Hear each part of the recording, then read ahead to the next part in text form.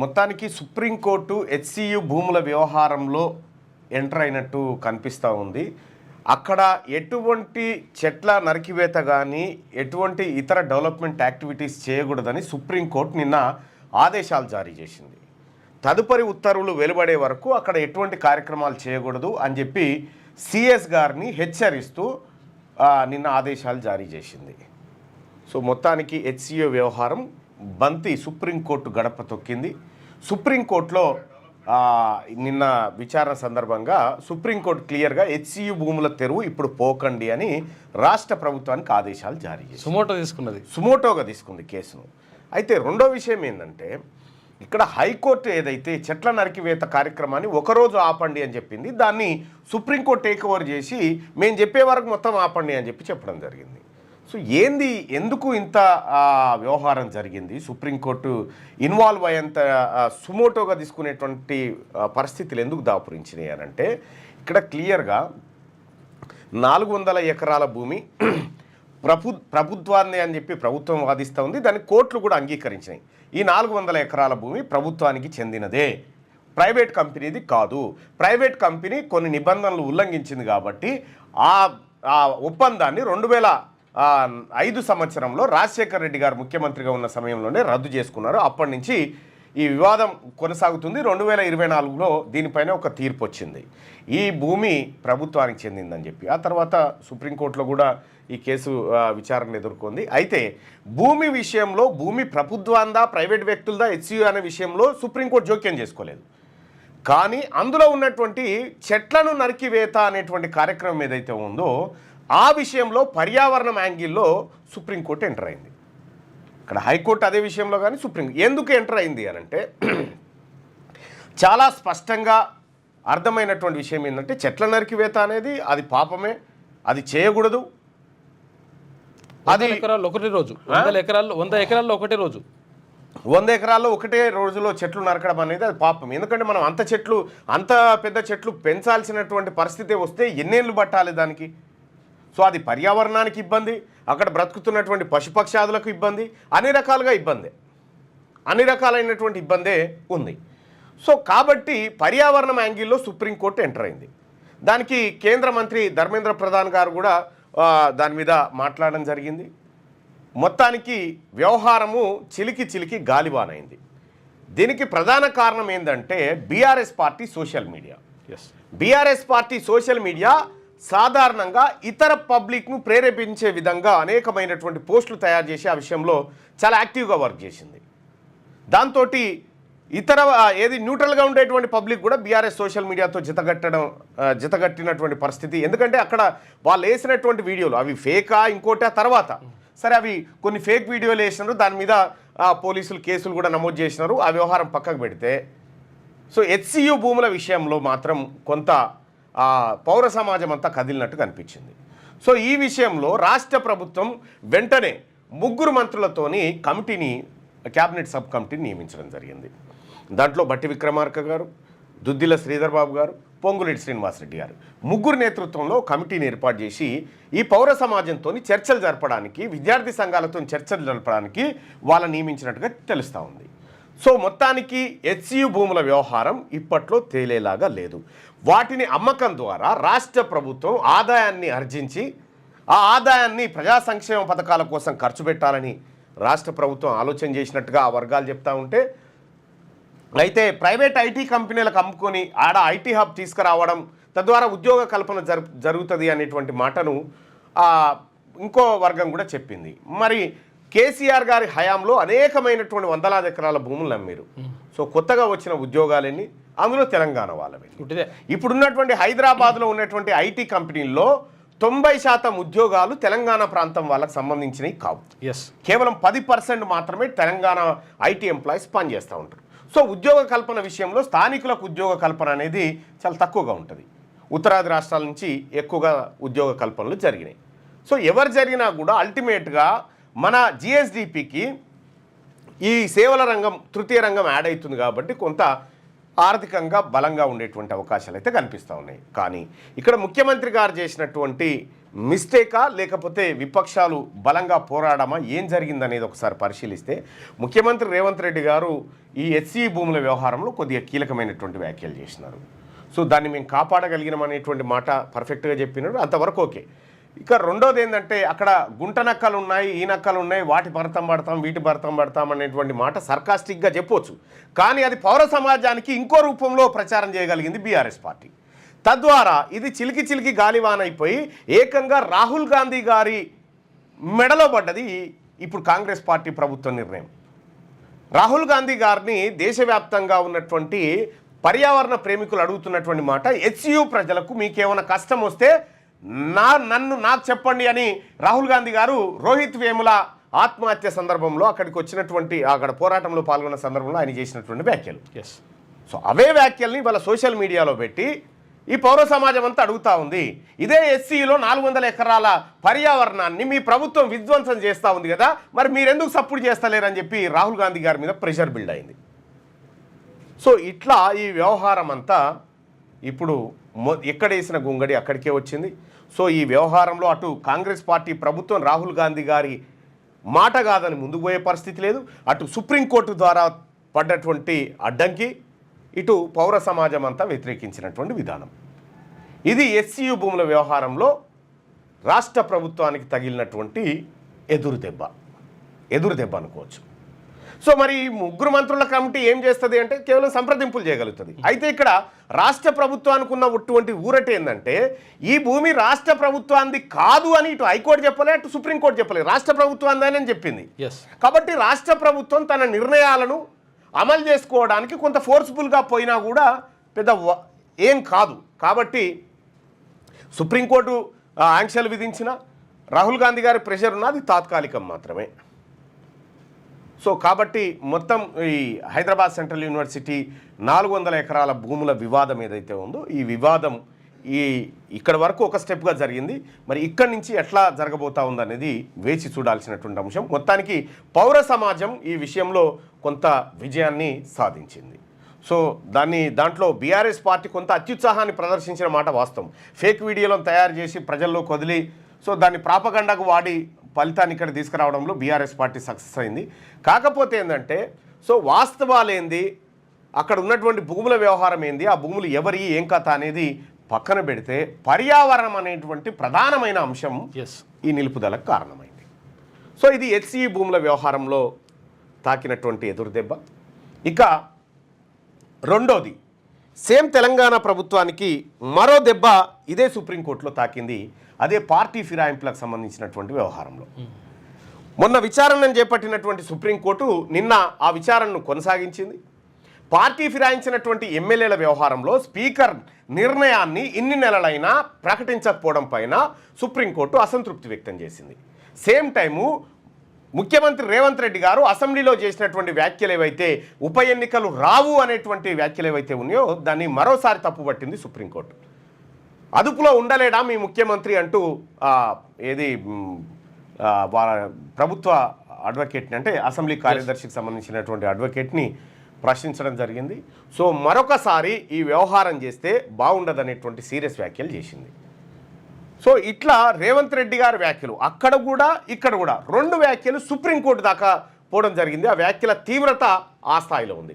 కాబట్టి ముఖ్యమంత్రి గారు చేస్తున్నటువంటి వ్యాఖ్యలు, చట్టసభలో చేసినటువంటి వ్యాఖ్యలు చాలా పవిత్రతతో కూడుకునే అనేటువంటి మాటను సుప్రీంకోర్టు చెప్పింది. కాబట్టి సో అటువంటి సందర్భంలో కొద్దిగా ఆచితూచి మాట్లాడితే బెటర్ అనేది ఒక ఆలోచన నిపుణుల నుంచి ముఖ్యమంత్రి గారికి సలహా రూపంలో పోతా ఉంది.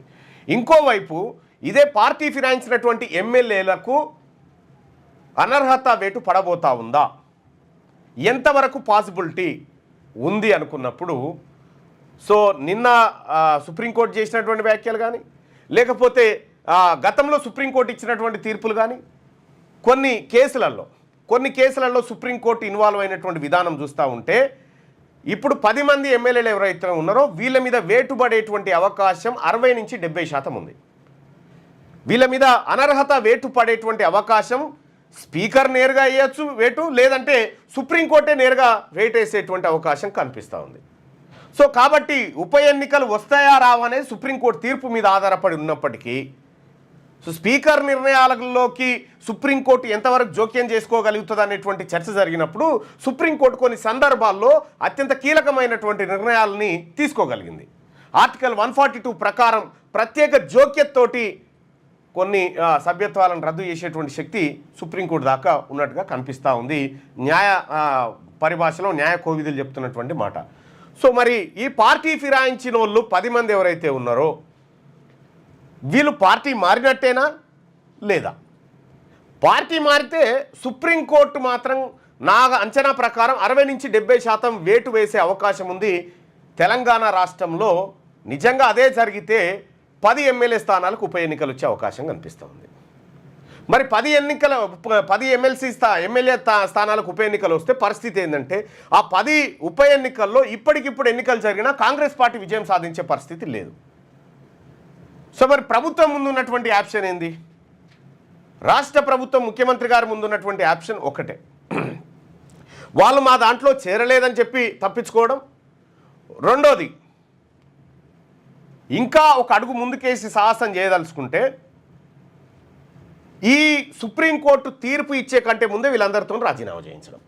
అంతే, వీళ్ళందరితో రాజీనామా చేయించి ఉప ఎన్నికల్లో గెలిపించుకుంటామనేటువంటి భరోసా వీళ్ళకి ఇస్తే అసాధ్యం. కానీ ఈ 10 మంది రాజీనామా చేసే పరిస్థితిలో ఉన్నారంటే లేరు. కాబట్టి ఇప్పుడు ఎటు వచ్చి ఈ తెలంగాణ రాష్ట్ర రాజకీయం అంతా అటు సుప్రీంకోర్టు కానీ ఇటు విపక్షాల నుంచి కానీ పౌర సమాజాల నుంచి కానీ కంప్లీట్గా తెలంగాణ రాష్ట్ర ప్రభుత్వానికి ఒక త్రిశంకు స్వర్గంలో ఇరికినట్టుంది ఇప్పుడు పరిస్థితి అయితే. కాబట్టి తెలంగాణ రాష్ట్ర ప్రభుత్వం అత్యంత కీలకంగా వ్యవహరించాల్సినటువంటి టైంలో, నిర్ణయాలు తీసుకునేటువంటి టైంలో తీసుకోలేకపోయింది. ఒకవైపు హెచ్సియు భూములు, మరోవైపు పార్టీ ఫిరాయింపులు, ఇక మూడోది 42% రిజర్వేషన్. ఈ 42% రిజర్వేషన్ లెక్క తేలితే తప్ప ఈ మంత్రివర్గ విస్తరణ చేయలేనటువంటి పరిస్థితికి వచ్చింది. స్థానిక సంస్థల ఎన్నికలు నిర్వహించలేని పరిస్థితికి వచ్చింది. ఇటు రాజకీయంగా, న్యాయపరంగా అన్ని రకాలుగా రేవంత్ రెడ్డి ప్రభుత్వానికి చాలా ఇబ్బందికరమైన పరిస్థితులు ప్రస్తుతం కనిపిస్తూ ఉన్నాయి తెలంగాణ రాష్ట్రంలో. సో మరి ఈ ఇబ్బందుల్ని అధిగమించడానికి ఆయన ముంగట్టున్నటువంటి ఆప్షన్స్ ఏమున్నాయంటే, ఇప్పుడు ఆయనకు ఉన్నటువంటి ఎక్స్పీరియన్స్ కానీ, ఆయన మంత్రిమండలిలో ఉన్నటువంటి మంత్రుల ఎక్స్పీరియన్స్ కానీ, లేకపోతే ఇతర అంశాలు ఏవి జోడించుకున్నా కూడా ఇప్పటికిప్పుడు బయటపడే పరిస్థితులు అయితే కనిపించట్లేదు. సో దానికి అనేకమైనటువంటి కారణాలు ఉన్నాయి. ఒకవైపు తెలంగాణ రాష్ట్రంలో వాస్తవానికి ముఖ్యమంత్రి రేవంత్ రెడ్డి గారు దేశంలో ఏ రాష్ట్రం చేయని విధంగా ఒకేసారి 20,000 కోట్ల రూపాయలు రుణమాఫీ చేసింది. 500 రూపాయలకు సన్నవడ్లకు బోనస్ ఇవ్వగలిగింది. సో ఇక ఉచిత గ్యాసు, ఆ తర్వాత 500కే గ్యాస్ సిలిండర్, ఉచిత ప్రయాణం, ఆ తర్వాత ఇటువంటి చిన్న చిన్న కార్యక్రమాలు చేసినా కూడా చెప్పుకోదగ్గ స్థాయిలో ప్రజల నుంచి జైలు కొట్టించుకోలేకపోయింది. సో కంప్లీట్గా ఎక్కడ ఫెయిల్ అవుతా ఉంది కాంగ్రెస్ పార్టీ, ఎక్కడెక్కడ ఇబ్బందులు ఎదుర్కొంటుంది అనేది ఆ పార్టీ సమీక్ష చేసుకోవాల్సినటువంటి అవసరం. సో ఇప్పుడు 42% రిజర్వేషన్ తేనెతుట్టెను రేవంత్ రెడ్డి గారే నెత్తిలో పెట్టుకుండు కాబట్టి ఇప్పుడు మంత్రివర్గ విస్తరణలో 42% మంత్రి పదవులు బీసీలకు, ఆ తర్వాత ఏ కార్యక్రమాన్ని చేపట్టినా 42% బీసీలకు దక్కే విధంగా చూసుకోవాల్సినటువంటి పరిస్థితి వచ్చింది. ఎటొచ్చి సో మరి అది ఏం నిర్ణయమో ఏం చేసిండో కానీ కొంత ఆయన చేసినటువంటి ప్రతి కార్యక్రమం ఆయనకే ఎదురుగొట్టినట్టుగా కనిపిస్తూ ఉంది. సో కులగణన విషయంలో కూడా కాంగ్రెస్ అధిష్టానం నాకున్న సోర్స్ ప్రకారం కొద్దిగా సీరియస్గానే ఉంది, తప్పుల తడకగా చేశారు. దాన్ని పట్టుకొని పోతే అనేకమైనటువంటి ఇబ్బందులు తలెత్తే అవకాశం ఉంది దేశవ్యాప్తంగా అనేటువంటి చర్చ రాహుల్ గాంధీ గారిలో అంతర్మదనం మొదలైనట్టుగా ఆయన సన్నిహితుల ద్వారా తెలుస్తూ ఉంది. సో ఇన్ని రకాలుగా వ్యవహారం కనిపిస్తూ ఉంది తెలంగాణ రాష్ట్రంలో. మరి ఈ అన్ని అంశాలపైన వార్తాపత్రికలు ఏం రాసినాయి? సో నిజంగా సుప్రీంకోర్టు కోర్టు ధిక్కరణ అనేటువంటి మాటను రేవంత్ రెడ్డి గారి మీద ప్రయోగించింది. నిజంగా సుప్రీంకోర్టు ఒక ముఖ్యమంత్రిని కోర్టు ధిక్కరణ కింద జైల్లో పెట్టొచ్చా, చర్యలు తీసుకోవచ్చా, తీసుకుందా ఇదివరకు అంటే? ఎస్, 1970లో కేరళలో మాజీ కేరళలో ముఖ్యమంత్రి కోర్టు ధిక్కరణ కోర్టులు వర్గపక్షపాతులుగా వ్యవహరిస్తున్నాయనేటువంటి వ్యాఖ్యల పైన అక్కడ కేరళ ముఖ్యమంత్రి పైన చర్యలు తీసుకోవడం జరిగింది. అలాగే కర్ణాటకలో ఇప్పుడు సిఎస్ గారి పైన కూడా సుప్రీంకోర్టు వ్యాఖ్యలు చేసింది. మీరు జైలుకు పోవాల్సి ఉంటుంది అనేటువంటి వ్యాఖ్యలు చేసింది సుప్రీంకోర్టు. సిఎస్ గారి మీద శాంతి కుమార్ గారు మిమ్మల్ని జైలుకు పంపించేటువంటి రోజులు వస్తాయి, మీరు అక్కడ పనులు 2-3 మాకు నివేదిక ఇవ్వకపోతే అనేటువంటి మాట చెప్పారు. సో కర్ణాటకలో మాజీ డీజీపీని కోర్టు ధిక్కరణ కేసులో జైలుకు పంపింది సుప్రీంకోర్టు. కేరళలో ఒక ఐఏఎస్ అధికారిని ఇదే కోర్టు ధిక్కరణ కేసులో జైలు శిక్ష విధించింది. సో ఇట్లా సుప్రీంకోర్టు హైకోర్టుల జోక్యం పరిపాలనలో రాజ్యాంగ రక్షణ విషయంలో ఏ స్థాయిలో ఉంటుందనేది ఇటీవల కాలంలో మనకు చర్చలుగా మారిన సందర్భంలో అర్థమవుతుంది. ఇక మిగతా వార్తల్ని కనుక ఒకసారి పత్రికలో ఉన్నటువంటి వివిధ వార్తల్ని చూసే కంటే ముందు మార్నింగ్ న్యూస్ చూస్తున్నటువంటి మిత్రులారా ఈ లైక్ చేయండి, షేర్ చేయండి, ఎక్కువ మందికి చేరేలా చూడండి. రైట్గా మార్నింగ్ న్యూస్లో ముందుగా వెలుగు దినపత్రికలో ఉన్నటువంటి వార్తల్ని చూద్దాం. హైదరాబాద్లో కుండపోత. హైదరాబాద్లోని బంజారా హిల్స్లో రోడ్డుపై వరద, నిలిచిపోయిన ట్రాఫిక్. 5 గంటల్లోనే 9 సెంటీమీటర్ల వర్షం. ఇండ్లలోకి వరద, కొట్టుకుపోయిన బండ్లు, కూలిన చెట్లు, రోడ్లపై నిలిచిన నీళ్లు, కిలోమీటర్ల మేర ట్రాఫిక్ జామ్. జిల్లాలోనూ భారీ వర్షాలు, దెబ్బతింటున్న పంటలు, పిడుగులు పడి 3 మృతి, గోడ కూలి మరొకరు. మరో 2 రోజులు వర్షాలు. 27 జిల్లాలకు ఎల్లో అలర్ట్ జారీ. గురువారం కురిసిన వర్షానికి హైదరాబాద్ పంజగుట్ట ఫ్లైఓవర్ మీద భారీగా నిలిచిన వరద నీరు. పంజగుట్ట ఫ్లైఓవర్ మీద పంజగుట్ట ఫ్లైఓవర్ మీదనే నిలిచిపోయినాయి నీరు. అంటే వర్షాలపై అలర్ట్గా ఉండండి, ప్రజలకు ఇబ్బందులు లేకుండా చూడాలి రేవంత్ రెడ్డి. ఎప్పటికప్పుడు పరిస్థితిని సమీక్షించాలి. విద్యుత్ సరఫరాలో అంతరాయం ఉండొద్దు. ట్రాఫిక్ సమస్యను పరిష్కరించాలని సీఎం ఆదేశాలు. హైదరాబాద్లో భారీ వర్షం కురిసింది. గురువారం మధ్యాహ్నం ఒక్కసారిగా ఈదురుగాలులతో కూడిన కుండపోత వాన పడింది. మధ్యాహ్నం 3 గంటల నుంచి రాత్రి 8 గంటల వరకు దంచి కొట్టింది. 5 గంటల్లోనే 9 సెంటీమీటర్ల వర్షపాతం నమోదైంది. దీంతో మెయిన్ రోడ్లు మొదలుకొని కాలనీలు కూడా జలమయమయ్యాయి. బండ్లు కొట్టుకుపోయాయి. పలుచోట్ల ఇళ్లల్లోకి వరద చేరింది. ఈదురుగాలులకు చెట్లు కూలడంతో పాటు రోడ్లు, ఫ్లైఓవర్లపై పెద్ద ఎత్తున వరద నిలవడంతో కిలోమీటర్ల మేర ట్రాఫిక్ జామ్ అయింది. హైదరాబాద్లో కుండపోత వర్షం పడింది. నిన్న సాయంత్రం ప్రాంతంలో విపరీతమైన వర్షం పడడంతోటి చాలామంది అవస్థలు పడ్డటువంటి పరిస్థితి. నారపల్లి, ఉప్పల్, నల్ల చెరువు పరిస్థితి ఫుల్గా ట్రాఫిక్ జామ్ అయిపోయినటువంటి పరిస్థితిని చూస్తాం. ఇది సచివాలయం ముంగట ఉన్నటువంటి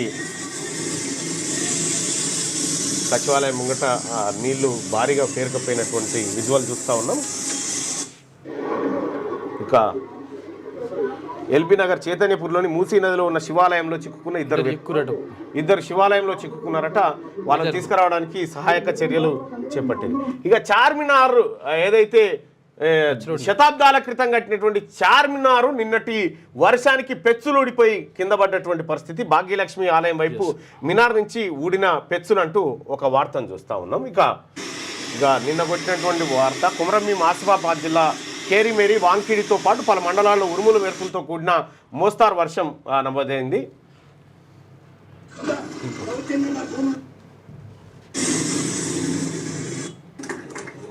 ఇది హెచ్సివికి సంబంధించినటువంటి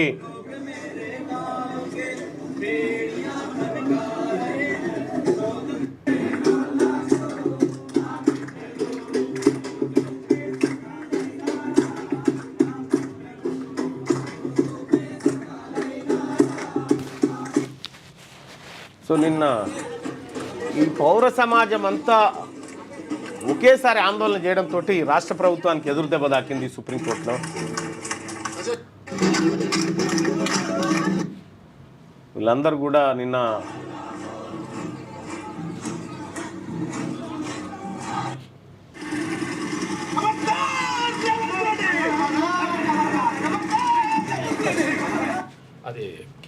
అంటే ఇదే దీని గురించి ఓకే రైట్గా ఇది వర్షానికి సంబంధించినటువంటి వార్త. సిఐడి చేతికి పాల్కాన్ స్కామ్ కేసు. దేశవ్యాప్తంగా సంచలనం సృష్టించిన పాల్కాన్ స్కీమ్ కుంభకోణం కేసు సిఐడికి బదిలీ అయింది. మరోవైపు పాల్కాన్ చైర్మన్ ఎండి అమర్దీప్ కుమార్ సహా ప్రధాన నిందితులు దుబాయ్కి పారిపోయారట. రైట్గా ఈ ఫాల్కాన్ కేసు వ్యవహారం ఏంటంటే వీడు ఏం లేదు, నువ్వు పెట్టుబడి పెట్టు, ఏడాదిలో డబ్బులు చేసిస్తా అంటాడు. ఇట్లా దాదాపు 6,500 మంది దగ్గర పెట్టుబడులు వసూలు చేసిరు. పెట్టుబడులు వసూలు చేసి ఇప్పుడు కొద్ది రోజులు నమ్మియాలిగా జనాన్ని, మీ దగ్గర వసూలు చేసి మీ పైసలు తీసి వీళ్ళకు ఇంట్రెస్ట్ రూపంలో వీళ్ళకి ఇచ్చారు. అరే వస్తున్నాయి కదా అని చెప్పి వాడు నలుగురు చెప్పుడుతో ఇంకా పెట్టుబడి ఎక్కువ పెట్టారు. ఇట్లా దాదాపుగా 850 కోట్ల రూపాయల స్కామ్ చేసి దుబాయ్కి వారిపోయారు. 20 కోట్ల రూపాయలు పెట్టి ప్రైవేట్ జెట్ విమానం కొని అదే జెట్ విమానంలో వారిపోయారు. ఏది అమర్దీప్ అంటాడు. ఆ జెట్ విమానం మొన్న శంషాబాద్ ఎయిర్పోర్ట్కి వస్తే ఆయన ఈడీ అధికారులు పట్టుకున్నారు దాన్ని. సో ఇటువంటి స్కామే, ఈ ఫాల్కన్ స్కామ్ లాంటిదే నాగర్ కర్నూలులో మొన్న జరిగినటువంటి స్కామ్. అక్కడ మీ డబ్బులు రెట్టింపు చేస్తామని చెప్పి పాలమూరు రంగారెడ్డిలో భూములు కోల్పోయిన నిర్వాసితులకు వచ్చిన పరిహారం పైసలన్నీ దాదాపు 150 కోట్లను 2-3 రెడ్లు వసూలు చేసి బిచానెత్తేసారు. పాపం అమాయకులైనటువంటి వేలాది మంది ప్రజలు రోడ్డు మీద పడ్డారు. వాళ్ళకి ఏప్రిల్ 8వ తారీఖు డెడ్ లైన్ పెట్టినాం. ఆ తర్వాత ప్రజల సత్తా ఏందో చూపించబోతా ఉన్నాం. సేమ్ ఇటువంటి స్కామ్ ఇలాంటిది.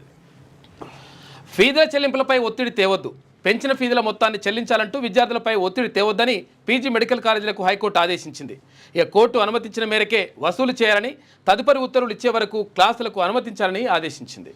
రైట్గా కంచకచ్చిబౌలి భూముల్లో పనులు ఆపండి, రాష్ట్ర ప్రభుత్వానికి సుప్రీంకోర్టు ఆదేశం. తదుపరి ఆర్డర్స్ ఇచ్చే వరకు ఎలాంటి కార్యకలాపాలు చేపట్టొద్దు. అటవీ ప్రాంతం కాకపోయినా చెట్లను నరికివేయడానికి పర్మిషన్ తీసుకున్నారా? 3 రోజుల్లో 100 ఎకరాల్లో చెట్లను కొట్టేయడం ఏమిటి? నెల రోజుల్లో ఎక్స్పర్ట్ కమిటీ వేసి 6 నెలల్లో రిపోర్ట్ ఇవ్వండి. లొకేషన్ను సిఎస్ విజిట్ చేసి ఈ నెల 16 లోపు అఫిడవిట్ దాఖలు చేయాలి. నిర్లక్ష్యంగా ఉంటే సిఎస్ జైలుకు వెళ్లాల్సి ఉంటుందని హెచ్చరిక. హైదరాబాద్లోని కంచగచ్చబౌలి భూముల్లో పనులను ఆపివేయాలని రాష్ట్ర ప్రభుత్వాన్ని సుప్రీంకోర్టు ఆదేశించింది. తదుపరి ఉత్తర్వులు వచ్చే వరకు అక్కడ ఎలాంటి కార్యకలాపాలు చేపట్టొద్దని స్పష్టం చేసింది. ఈ వ్యవహారంలో నెల రోజుల్లో నిపుణుల కమిటీ వేసి 6 నెలల్లో రిపోర్ట్ సమర్పించాలని పేర్కొంది. కంచగచ్చిబౌలి ప్రాంతాన్ని ప్రభుత్వ ప్రధాన కార్యదర్శి పరిశీలించాలని, ఈ నెల 16 లోపు అఫిడవిట్ దాఖలు చేయాలని న్యాయస్థానం ఆదేశాలు జారీ చేసింది. తమ ఆదేశాలను పాటించకపోతే సిఎస్ వ్యక్తిగతంగా బాధ్యత వహించాల్సి ఉంటుందని తేల్చి చెప్పింది. కంచగచ్చిబౌలి భూముల వ్యవహారంపై సుమోటో రిట్ పిటిషన్ గురువారం ఉదయం 11 గంటలకు justice BR Gavai, justice AG మహేష్తో కూడినటువంటి ద్విసభ్య ధర్మాసనం ముందుకు వచ్చింది. ఆ భూములను ప్రభుత్వం చదును చేస్తూ చెట్లను నరికివేస్తున్నదని, అక్కడ నెమళ్ళు జింకలు విలవిల్లాడుతున్నాయని కోర్టుకు అమికస్ క్యూరీ పరమేశ్వర్ నివేదించారు. మీడియాలో వచ్చిన కథనాలను ప్రస్తావించారు. ఈ విషయంపై అత్యవసరంగా విచారణ జరపాలని అభ్యర్థించారు. దీన్ని పరిగణలోకి తీసుకున్న ధర్మాసనం మధ్యాహ్నం 3 గంటల 45 నిమిషాలకు విచారణ చేపడతామని, కంచగచ్చిబౌలి స్థలాన్ని సందర్శించి 3:30 గంటల్లోగా మధ్యంతర నివేదిక ఇవ్వాలని హైకోర్టు రిజిస్ట్రార్ జ్యుడిషియల్ను ఆదేశించింది. దెబ్బకు స్టాప్. మొత్తం అడవులు ఉండేది అంతా ఖతం చేశారు. కొద్ది పచ్చనే ఉండే. సో మళ్ళీ ఇంత పెంచాలంటే భూములు ప్రభుత్వానే కావచ్చు, కానీ పర్యావరణ రక్షణ అనేది కూడా ప్రభుత్వ బాధ్యత కదా. సో ఇదే వ్యవహారం పైన భూముల వివాదంపై మంత్రులతో కమిటీ, చైర్మన్గా డిప్యూటీ సీఎం బట్టి విక్రమార్క, మంత్రులు పొంగులేటి శ్రీధర్ బాబు సభ్యులు, అందరితో సంప్రదింపులు జరపనున్న కమిటీ. కంచగచ్చిబౌలి భూముల విషయంలో నెలకొన్న వివాదాన్ని పరిష్కరించేందుకు రాష్ట్ర ప్రభుత్వం మంత్రులతో కమిటీని ఏర్పాటు చేసింది. డిప్యూటీ సీఎం బట్టి విక్రమార్క చైర్మన్గా, మంత్రులు పొంగులేటి శ్రీనివాసరెడ్డి, శ్రీధర్ బాబు సభ్యులుగా ఈ కమిటీలో ఉంటారు. Hyderabad central university executive committee, JAC, ఆ తర్వాత సివిల్ సొసైటీ గ్రూప్స్, విద్యార్థుల ప్రతినిధి బృందం, స్టేక్ హోల్డర్స్తో మంత్రుల కమిటీ సంప్రదింపులు జరపనుంది. భూములు, పర్యావరణం తదితర అంశాలపై చర్చించనుంది. మంత్రులతో కమిటీ ఏర్పాటుపై గురువారం సీఎం రేవంత్ రెడ్డి ఎక్స్లో ట్వీట్ చేశారు. కాగా కంచగచ్చిబౌలి భూములపై సుప్రీంకోర్టు ఆదేశాలను పాటిస్తామని కమిటీ పేర్కొన్నది. కోర్టు కోరిన సమాచారాన్ని గడువులోగా పంపిస్తామని తెలిపింది. ఇక విద్యార్థుల పట్ల కఠినంగా వ్యవహరించొద్దని ఇంటెలిజెన్స్ డీజీ సైబరాబాద్ కమిషనర్లను ఆదేశించినట్టుగా చెప్పింది. విద్యార్థుల మీద లాఠీ చార్జ్ చేసినటువంటి వ్యవహారంలో కోర్టు సీరియస్గా ఉంది. 7 లక్షలకు చేరిన యువ వికాసం అప్లికేషన్లు. రేషన్ కార్డు లేదా ఫుడ్ సెక్యూరిటీ కార్డు ఉన్నవారు రాజీవ్ యువ వికాసం స్కీమ్ అప్లికేషన్ కోసం ఇన్కమ్ సర్టిఫికేట్ సమర్పించాల్సిన సమయం అవసరం లేదని BC corporation MD Mallaiah Bhattu తెలిపారు.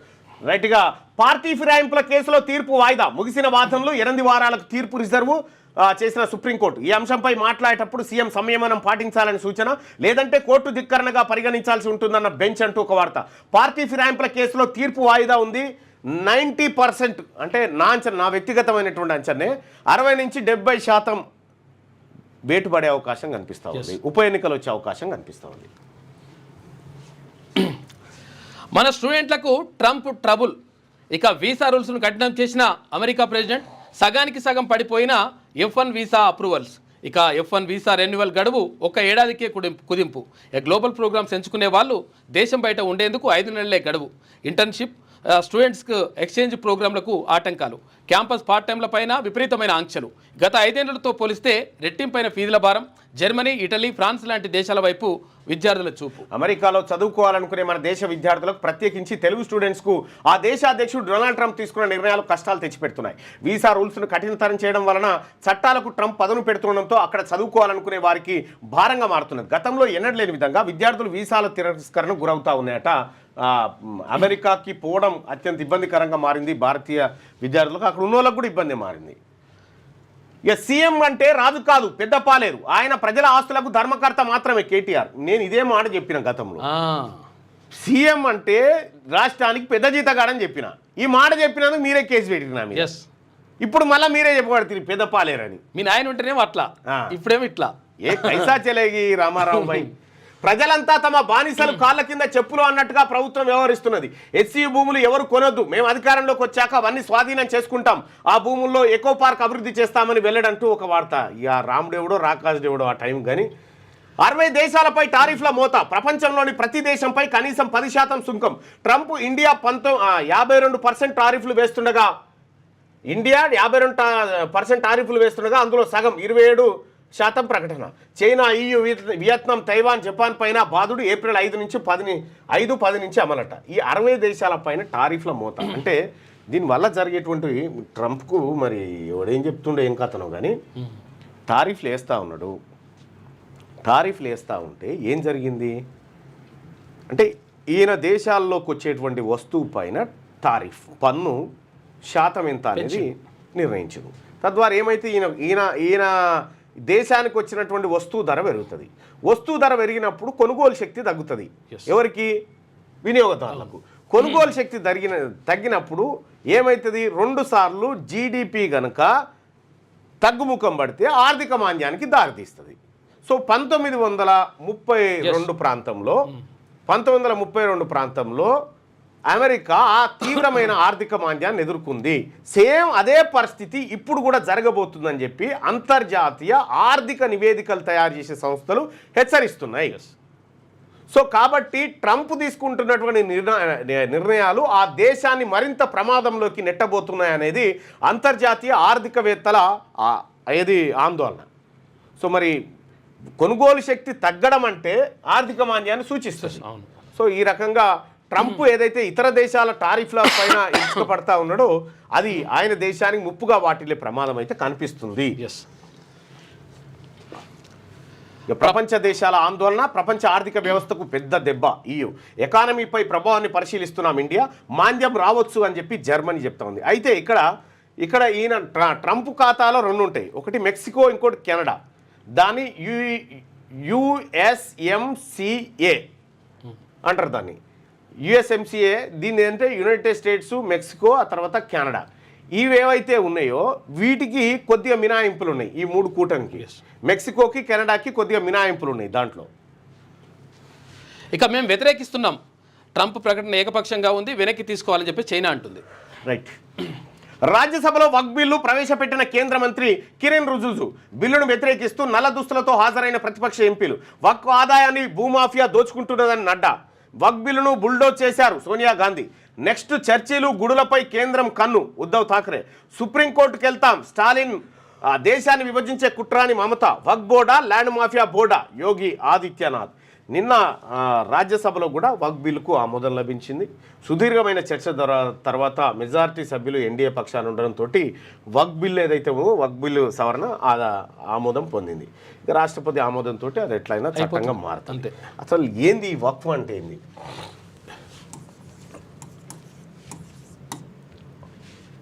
వక్ఫ్ అంటే ఒక భూమిని దేవుడికి చేయడం. అవును, దేవుడి ఆస్తులు అన్నట్టు. దేవుడి ఆస్తులు. దేవుడి ఆస్తులు. దేవుడి ఆస్తులుగా ఈ వక్ భూములు అని చెప్తారు. మొత్తం భారతదేశంలో వక్ భూములు 9.4 లక్షల ఎకరాలు. ఎంతుంది? 9,40,000 ఎకరాల భూములు ఈ వక్ బోర్డు కింద ఉంది. ఈ వక్ బోర్డులో ఇది 2005లోనా 95లోనో చేసిర్రు. 95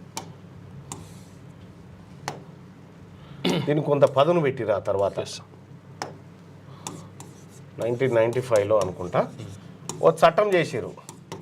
అయితే దీనికి ఎట్లాంటి అధికారాలు కల్పించారంటే వక్ఫ్ బోర్డు ఇది మా భూమి అని చెప్పిందంటే సుప్రీంకోర్టు కూడా ఏం చేయలేదు. ఇక మా భూమి అని చెప్పిందంటే అది ఆయన వక్ఫ్ బోర్డు భూమి కాదు అని ఆ భూమి ఓనర్ నిరూపించుకోవాలి. ఎస్, అంత విస్తృతమైనటువంటి అధికారాలు వక్ఫ్ బోర్డుకి కల్పించడం జరిగింది.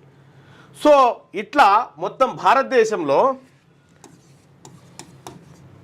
రక్షణ శాఖ, రైల్వే, ఈ శాఖలో ఇది వన్ వీళ్ళకున్న భూముల తర్వాత అతిపెద్ద ఎక్కువ భూములు ఉన్నది వీళ్ళకే, వక్ఫ్ వీళ్ళకే. ఇక ఈ ఈ మూడు శాఖలకు ఎక్కువ భూములు ఉన్నాయి ఇందులో వక్ఫ్ దేశం ఉంది. మొత్తంలో అయితే మరి ఓన్లీ ముస్లింలకే ఎందుకు వక్ఫ్ బోర్డు పెట్టిరు, మరి హిందువులకు సంబంధించిన దాంట్లో పెట్టాలి అనేటువంటి వివాదాలు కూడా చెలరైనాయి. ఎస్, ఓ 2-3 సార్లు సవరణకు కూడా గురైనటువంటి సందర్భంలో అది పటిష్టమైంది తప్ప వీక్ కాలే. సో నరేంద్ర మోడీ ప్రభుత్వం వచ్చి ఇప్పుడు ఏం చేసిందంటే దీన్ని మొత్తం వీక్ చేసి పారేసింది. ఎస్, దీన్ని మొత్తం వీక్ చేసేసి అసలు వక్ఫ్ బోర్డుకు ఉన్నటువంటి అధికారాలకు కత్తెరబెట్టి ఆ బోర్డులో మహిళలను ఆ తర్వాత ఇతరులను వక్ఫ్ బోర్డులోకి తీసుకునేటువంటి ఛాన్స్ తీసుకొచ్చింది. తద్వారా పేదలకు మంచి చేస్తామని చెప్తుంది. దాని పేదలకు మంచి చేస్తామని చెప్తా ఉంది. సరే, దాని వెనకాల ఉన్నటువంటి ఇంటెన్షన్ ఏంది? ముస్లింలను ఇబ్బంది పెట్టడం వల్ల హిందూ ఓట్లను పోలరైజ్ చేయడం, ఇదంతా వ్యవహారం. అది చీకటి వ్యవహారం, అది సహజంగానే జరుగుతుంది. కానీ కాకపోతే ఏంటంటే ఈ వక్ఫ్ బోర్డు విషయంలో ఎంత కఠినంగా అయితే భారతీయ జనతా పార్టీ ఉందో ఈ హిందూ దేవాలయాల భూముల పరిరక్షణ విషయంలో కూడా అంతే కఠినంగా ఉంటే బాగుండు. ఇక్కడనేమో దొంగలు ఎత్తుకపోయినా సపోర్ట్ చేయరు, వీళ్ళది మాత్రం కట్టడి చేస్తుంది. అసలు యాక్చువల్గా ఈ వక్ఫ్ అంశం ఎందుకు వచ్చిందంటే అసలు యాక్చువల్గా తమిళనాడులో ఒక వక్ఫ్ భూమికి అప్పుడు ఏమైందంటే కేరళలో వయనం అనేటువంటి కాడ 600 నివాస గృహాలు మన బోడుపల్ కూడా ఉన్నదిగా ఇప్పుడు వక్ఫ్ అని చెప్పి వక్ఫ్ బోర్డు వాళ్ళు చెప్పారు వెళ్ళిపోవాలి, కాల్ చేసి వెళ్ళిపోవాలి. బోడుపల్ కాడ ఉంది కూడా అదే బోడుపల్ కాడ ఏంది 17 కాలనీలు ఉన్నాయి. 17 కాలనీలు ఈ వక్ఫ్ బోర్డు పంచాయతీలలో ఉన్నాయి. సో ఇట్లా అనేకమైనటువంటి వివాదాలు దీని చుట్టూ ఉన్నాయి. దీన్ని ఇండియా కూటమి పక్షాలు వ్యతిరేకిస్తూ ఉంటే బీజేపీ పక్ష కూటమి అనుకూలంగా ఓటేసి బిల్లును పాస్ చేసుకుంది. నిజంగా కూడా వక్ఫ్కు సంబంధించి కొన్ని సవరణలు అవసరం 100% అవసరం ఉంటుంది. ఇష్టం వచ్చినట్టుగా మాదే అంటే మాదే అయిపోతే ఎట్లయితుంటుంది ఇప్పుడు? రైట్గా ఎండాకాలంలో వరదలు, వానాకాలంలో ఎండలు, ప్రకృతి కూడా రూల్స్ మార్చినట్టుంది అని చెప్పి తీర్మానం చూడొచ్చు. ఆ కాలంలో ఇది, ఈ కాలంలో అది జరుగుతుందంట.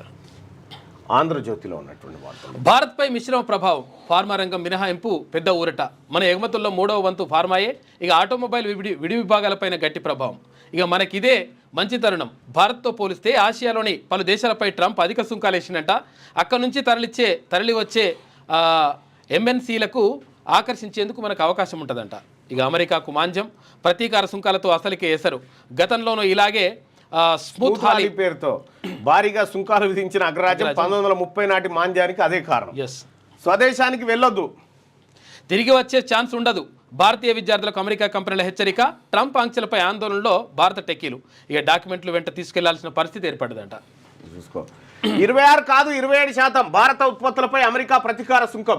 అన్ని దేశాలపై కనీసం 10% టారిఫ్. విదేశీ ఆటోమొబైల్స్ ఉత్పత్తులపై 25%. ఫార్మా, సెమీ కండక్టర్స్, ఇంధన రంగాలకు సంబంధించిన ఉత్పత్తులకు మినహాయింపు. అమెరికా పన్ను చెల్లింపుదారులు 50 ఏళ్లుగా దోపిడీకి గురయ్యారు. ఇకపై అలా కుదరదు. మా ఉత్పత్తులపై అధిక సుంకాలు విధిస్తున్న దేశాలపై అందులో సగమే వేస్తున్నామని చెప్పి ట్రంప్.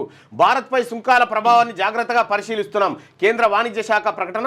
ట్రంప్ ప్రకటనతో అమెరికా మార్కెట్ల క్రష్. లక్షల కోట్ల మేర ఆవిరైపోయిన సొమ్ము. ఇక్కడ భారత్ పైన 26 కాదు 27 అంటుండు కదా, పాతది ఇది కలిపితే 52.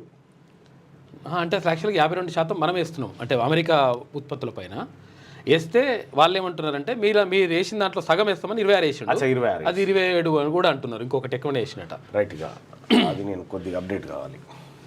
2000 ఎకరాల్లో ప్రపంచ స్థాయి ఎకో పార్క్. ప్రభుత్వ భూమి 400 ఎకరాలనే కాకుండా హెచ్సియులో 1600 ఎకరాలని కలిపి ఏర్పాటు. Singapore night safari, New York central park తరహాలో వసతులు, హైదరాబాద్కి తలమానికంగా నిర్మాణం, భాగస్వామ్యంతో సంప్రదింపులకు యోచన. 3 మంత్రులతో కమిటీ ఏర్పాటు చేసింది రాష్ట్ర ప్రభుత్వం. 2000 ఎకరాల్లో ప్రపంచ స్థాయి ఎకో పార్క్ అని చెప్పి చెప్తాం. 400 ఎకరాలను యాక్చువల్గా అమ్ముదాం అనుకున్నారు. విషయం ఏంటంటే అంటే ఇది బెడిసి కొట్టింది కాబట్టి ఉల్టా అయిందిలే. మా ఆదేశాలు పాటించకపోతే సిఎస్ జైలుకే, అక్కడి చెరువు దగ్గర నిర్మించే తాత్కాలిక జైలుకు వెళ్తారు. కంచగచ్చిబౌలిలో చెట్లను తొలగించి అభివృద్ధి కార్యకలాపాలు చేపట్టాల్సిన అవసరం ఏంటి? ప్రభుత్వం పర్యావరణ శాఖ నుంచి అనుమతి తీసుకుందా? చెట్ల నరికివేత కోసం అటవీ అధికారుల నుంచి అనుమతులు పొందారా? రాష్ట్ర ప్రభుత్వం ఏర్పాటు చేసిన కమిటీలో అధికారులను నియమించాల్సిన అవసరం ఏంటి? వారికి అడవుల గురించి ఉన్న అనుభవం ఏంటి? అక్కడ నరికిన చెట్లతో ఏం చేస్తోంది? వీటన్నిటిపై నివేదిక సమర్పించాలని చెప్పి సుప్రీంకోర్టు ధర్మాసనం సీరియస్ అయింది. మీరు దాన్నే కోరుకుంటే మేము ఏం చేయలేం, వ్యక్తిగతంగా బాధ్యత వహించాల్సి ఉంటుంది. కంచగచ్చిబౌలి వ్యవహారంలో సుప్రీం వ్యాఖ్యలు, సిఎస్ అక్కడ పరిశీలించి 16 లోపు నివేదిక ఇవ్వాలి. 2-3 రోజుల్లోనే 100 ఎకరాలు నరికివేత. హైకోర్టు రిజిస్టార్ నివేదికలో విస్తుపోయే అంశాలు, నెమళ్ళు జింకలు పారిపోయినట్టు ఫోటోలు ఉన్నాయి. తదుపరి ఆదేశాలు ఇచ్చేదాకా పనులొద్దని చెప్పి సుప్రీంకోర్టు ఆపేసింది. ఇక సుప్రీం మమ్మల్ని అడ్డుకోలేదుగా. కొత్త పిటిషన్లలోనూ ప్రభుత్వానికి హైకోర్టు నోటీసులు. విచారణ ఈ నెల 7వ తేదీకి వాయిదా. సుప్రీం స్టేతో హెచ్సిలో విద్యార్థుల సంబరాలు చేసుకున్నారు. ఆందోళన విరమిస్తున్నట్లు ప్రకటించిన సంఘాలు. అయితే సుప్రీంకోర్టు ఈ రాష్ట్ర హైకోర్టును అడ్డుకోలే. మీ కార్యక్రమాలు మీరు చేసుకోవాలంటే మళ్ళీ కొత్తగా ఇక ఇరికిపోయి 400 ఎకరాల భూమిని ఏం చేసే పరిస్థితి అయితే లేదు. మంచి పని అయింది. ఇదైతే అసలు యాక్చువల్గా అక్కడ అంగుళం కూడా కొనకండి. 3 ఏళ్ల తర్వాత అధికారం అదే, ఆ భూములు వెనక్కి తీసుకుంటాం. 400 ఎకరాల్లో ఎకో పార్క్ ఏర్పాటు చేస్తాం. రేవంత్ రియల్ బ్రోకర్లా కాదు, మనిషిలా ఆలోచించు. సంజయ్ తంబాకు నవ్వడం కాదు, పర్యావరణం గురించి తెలుసుకో. బీఆర్ఎస్ వర్కింగ్ ప్రెసిడెంట్ కేటీఆర్ విమర్శలు. బీఆర్ఎస్ ఐటీ సెల్ ఇన్ఛార్జ్లపై కేసులు. కంచగచ్చిబౌలిపై ఫేక్ వీడియోలు సృష్టించారని ఎన్ఎస్యూఐ ఫిర్యాదు. కొంతం దిలీపు క్రిషాంక్లపై కేసు నమోదు. హెచ్సియు వ్యవహారంపై సచివాలయం ముట్టడికి వామపక్ష విద్యార్థి సంఘాల యత్నం అంటూ ఫేక్ వీడియోలు అయితే చేస్తారు. వాళ్ళు ఎప్పుడైనా చేస్తారు. వాళ్ళకు అది ఏది విద్యనే వాళ్ళది. అయితే విషయం ఏంటంటే అసలు యాక్చువల్గా వీళ్ళకు ఇప్పుడు ఈయనకు అనే అర్హత లేదు. ఎందుకంటే అసలు యాక్చువల్గా అమ్మడం తప్పే. ఆయన అంటుండే ఇప్పుడు ఆయన 100 ఎకరాలు అమ్మిండు, 100,000 ఎకరాలు అమ్మిండు. అప్పుడు సప్పుడు చేయలేడు. అప్పుడేమో అమ్ముకుంటే మంచిది అయింది. వీళ్ళకనే అర్హత లేదు. అమ్మొద్దు కరెక్టే, ఆయన అన్నమాట కరెక్ట్ కానీ ఆ అర్హత మీకు లేదు. అట్లా పౌర సమాజం అన్నది ఓకే రైట్. అకాల వర్షంతో అతలాకుతలం. పలు జిల్లాలో ఈదురుగలతో వడగండ్లు. తడిసిన ధాన్యం, దెబ్బతిన్న వివిధ పంటలు. సంస్థ నారాయణపురంలో 9.7 సెంటీమీటర్ల వర్షం. పిడుగుపాటుకు 4 మృతి, గోడ కూలి 1. హైదరాబాద్లో గంటన్నర పాటు దంచికొట్టిన వాన. భారీ వర్షం దాటికి చార్మినార్ నుంచి ఊడిపడిన పెచ్చులు. అధికారులు అప్రమత్తంగా ఉండాలని చెప్పి ముఖ్యమంత్రి రేవంత్ రెడ్డి ఆదేశాలు జారీ. ఇక సీఎం సంయమనం పాటించలేరా? గతంలో ఎమ్మెల్సీ కవిత విషయంలోనూ ఇలాగే వ్యాఖ్యలు. అప్పట్లో చర్యలు తీసుకోకుండా తప్పు చేశామా? సీఎం రేవంత్ రెడ్డి తీరుపై మరోసారి సుప్రీంకోర్టు ఆగ్రహం. ఎమ్మెల్యే అనర్హత పిటిషన్లపై వాదనలు పూర్తి, తీర్పు రిజర్వు. 70% ఎమ్మెల్యేల పైన వేటుపడే అవకాశం కనిపిస్తుంది. ఇక ప్రజా సంక్షేమానికి పునరంకితం కండి. రాష్ట్ర కాంగ్రెస్ నేతలకు సోనియా రాహుల్ సూచన. సో ప్రజా సంక్షేమానికి పునరంకితం కావాలని కాంగ్రెస్ అగ్రనేతలు సోనియా గాంధీ, రాహుల్ గాంధీ తెలంగాణ కాంగ్రెస్ నేతలకు సూచించారు. గురువారం పీసీసీ చీఫ్ మహేష్ కుమార్ గౌడ్ నేతృత్వంలో కాంగ్రెస్ నేతల బృందం పార్లమెంట్లో వారిని మర్యాదపూర్వకంగా కలిసింది. ఈ బృందంలో పీసీసీ చీఫ్ మహేష్ కుమార్ గౌడ్, మంత్రులు పొన్నం ప్రభాకర్, కొండా సురేఖ, ఎంపీలు కిరణ్ కుమార్ రెడ్డి, గడ్డం వంశీ, కావ్య, అనిల్, విప్లు, ఆది శ్రీనివాస్, బీర్లా ఎలయ, ఎమ్మెల్యే మక్కాన్ సింగ్ ఠాకూర్ కూడా నిన్న వారిని కలవడం జరిగింది. ఇక 25,000 మంది టీచర్ల నియామకాలు రద్దు. సుప్రీంకోర్టు సంచలన తీర్పు. మమతా ప్రభుత్వానికి జలక్. నియామక ప్రక్రియ అంతా అవకతవకలేనన్న ధర్మాసనం. నోట్ల కట్టల జడ్జిని బదిలీ చేసినట్టు టీచర్లను చేయొచ్చుగా, ఇంతమందిని తొలగిస్తే పాఠాలు చెప్పేదెవరు? మమత. పశ్చిమ బెంగాల్లోని మమతా బెనర్జీ ప్రభుత్వానికి సుప్రీంకోర్టులో పెద్ద ఎదురుదెబ్బ తగిలింది. పశ్చిమ బెంగాల్ స్కూల్ సర్వీస్ కమిషన్ పరిధిలోని 25,000 మందికి పైగా టీచర్లు, బోధనేతర సిబ్బంది నియామకాలు రద్దు చేస్తూ కోల్కతా హైకోర్టు ఇచ్చిన తీర్పును సుప్రీంకోర్టు సమర్థించింది. 25,000 మంది నియామకము ఏది ఫేక్ డాక్యుమెంట్లతోటి జరిగిందట, దాని లంచాలతో జరిగిందట. దాన్ని బీజేపీ, సిపిఐఎం ఈ రెండొకటే కొట్లాటకు దిగినాయి. లెఫ్ట్ రైట్ రెండొకటే కొట్లాటకు దిగినాయి పశ్చిమ బెంగాల్లో. తద్వారా ఈ వివాదం హైకోర్టుకు పోయింది. హైకోర్టు ఈ నియామకాలను రద్దు చేసింది. సుప్రీంకోర్టుకు పోయింది. ఏది ఈ 25,000 మంది ఎవరైతే ఉన్నారో వీళ్ళు రోడ్డుపైకి వచ్చి ఆందోళన చేస్తే మమతా బెనర్జీ ప్రభుత్వం వాళ్ళకు మద్దతుగా నిలబడి, ఎందుకు మీ పక్షాన నిలబడతాం, మేము న్యాయ పోరాటం చేస్తామని సుప్రీంకోర్టుకు పోతే సుప్రీంకోర్టులో కూడా ఎదురు దెబ్బ తాకింది. సో ఇప్పుడు మమతా బెనర్జీ గారు ఏం రిక్వెస్ట్ చేస్తా ఉన్నారు? ఢిల్లీలో నోట్ల కట్టలు దొరికిన జడ్జిని ఎట్లయితే బదిలీ చేసిరో వీళ్ళని కూడా గట్లే చేయరి, మొత్తం తీసేయకుని, విద్యా వ్యవస్థ నాశనం అవుతుందని ఆమె వాదన. మంచిగా కథ. ఇప్పుడు జడ్జి దొరికి పరిచయం అవుతుంది. ఇక బర్డ్ ఫ్లూ సోకిన 10,000 కోళ్లను చంపేశారు. బర్డ్ ఫ్లూ సోకిన కోళ్లలో పశు వైద్య అధికారుల బృందం రంగారెడ్డి జిల్లా బాటసింగారంలో వైద్యాధికారులు చర్యలు తీసుకున్నట్టు 10,000 కోళ్లు చంపేశారట. రైట్. ఇక ఈపీఎఫ్ విత్డ్రా మరింత సులువు. ఇకపై క్యాన్సిల్డ్ చెక్ అప్లోడ్ అవసరం లేదు. బ్యాంకు ఖాతా, కంపెనీ ధృవీకరణ అక్కర్లేదు. క్లెయిమ్ల వేగవంతానికి ఈపీఎఫ్ఓ చర్యలు చేపట్టింది. ఇక భారత్ వికాసవాదమే విస్తరణవాదం కాదు. థాయిలాండ్తో సంబంధాలు వ్యూహాత్మక భాగస్వామ్యం స్థాయికి. ఇక ఇండో పసిఫిక్ ప్రాంతంలో స్వేచ్ఛాయుత సమ్మిళిత చట్టబద్ధ వ్యవస్థ ఉండాలని ఆకాంక్ష. ఈశాన్య రాష్ట్రాలకు థాయితో మరింత సహకారం. థాయ్ పర్యటనలో మోదీ వెల్లడి. గట్టిగా తగ్గేదేలే, నాపై ఆరోపణలు రుజువు చేస్తే రాజీనామా చేస్తా, లేకపోతే అనురాగ్ ఠాకూర్ చేయాల్సిందే, రాజ్యసభలో కాంగ్రెస్ అధ్యక్షుడు ఖర్గే డిమాండ్. సో ఇవి ఆంధ్రజ్యోతిలో ఉన్నటువంటి వార్తలు. ఒకసారిగా శనార్థి తెలంగాణలో ఉన్నటువంటి వార్తల్ని పరిశీలిద్దాం. సుప్రీం సీరియస్, 100 ఎకరాల్లో చెట్లు కొట్టేయడం ఏమిటి, చట్టాన్ని చేతిలోకి ఎలా తీసుకుంటారు, సిఈసి అనుమతి తీసుకున్నారా, రేవంత్ సర్కార్పై సుప్రీంకోర్టు గరం. సిఎస్ను ప్రతివాదిగా చేర్చిన న్యాయస్థానం అఫిడవిట్ దాఖలు చేయాలని ఆదేశాలు. ఆ భూముల్లో పనులు చేపట్టొద్దంటూ స్టే విధింపు. 16న తదుపరి విచారణ. ఇవో జేసీబీలు చూడండి, 100 1 2 3 ఇవి కాదు అసలు 100 6 7 8 9 10 11 12 13 14 15 16 మొత్తం 100లనే ఉన్నాయి, విపరీతంగా ఉన్నాయి ఇన్ని జేసీబీలు. ధనాదన్ నైట్ 12 గంటలకు కూడా పని నడుస్తూనే ఉన్నది, అర్జెంట్ పని అని. తెలంగాణ ప్రభుత్వంపై సుప్రీంకోర్టు తీవ్ర ఆగ్రహం వ్యక్తం చేసింది. కంచగచ్చిబౌలి భూముల వివాదంపై ఉన్నత న్యాయస్థానం గురువారం విచారణ చేపట్టింది. ఈ సందర్భంగా 3 రోజుల పరిధిలో 100 ఎకరాల్లో చెట్లు కొట్టేయడం మామూలు విషయం కాదని ధర్మాసనం అభిప్రాయం. సుప్రీంకోర్టు నిర్ణయం పైన మీ అభిప్రాయం ఏంది?